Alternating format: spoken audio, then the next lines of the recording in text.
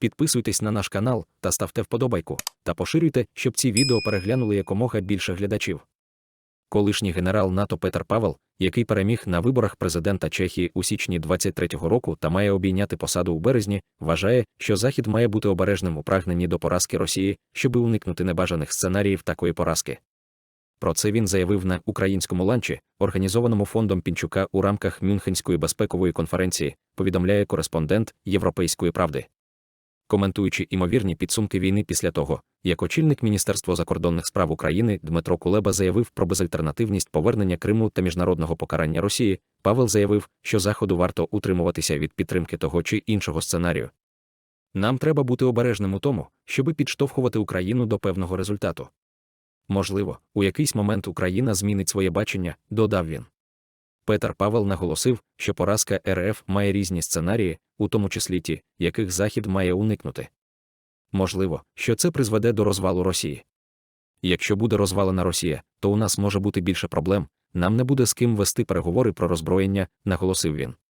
Павел не став уточнювати, що саме, на його думку, має змінитися у діях Заходу для цього, але закликав бути реалістичними, сподіватися на краще, але готуватися до гіршого.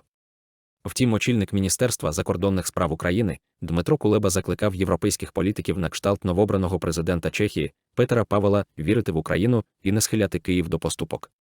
Є інтелектуальна пастка, якої треба уникнути.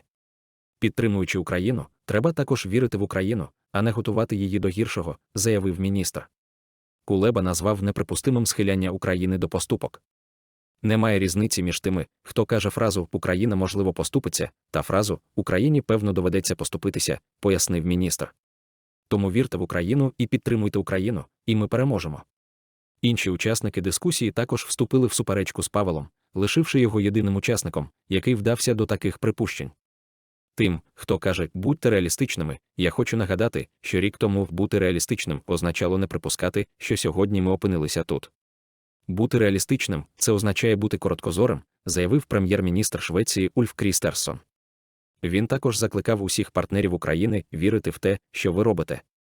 Прем'єрка Фінляндії Санна Марін зі свого боку закликала не пропонувати Росії легку поразку, уникаючи уявних небажаних наслідків.